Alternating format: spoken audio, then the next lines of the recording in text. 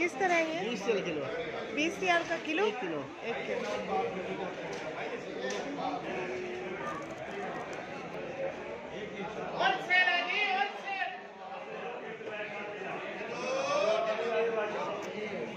dry fruits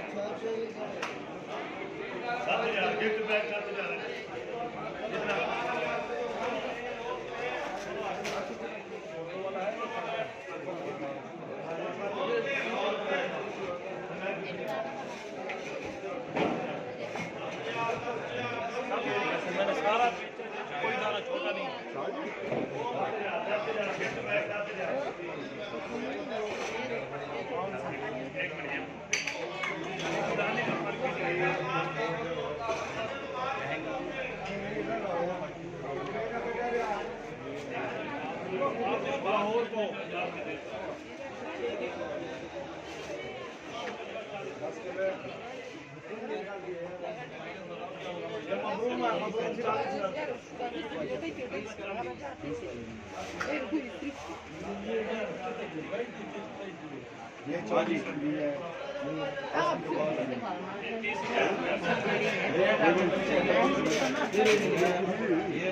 fresh नहीं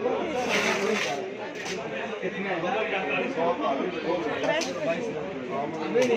यही गाड़ी डाली साढ़े वही बात है सब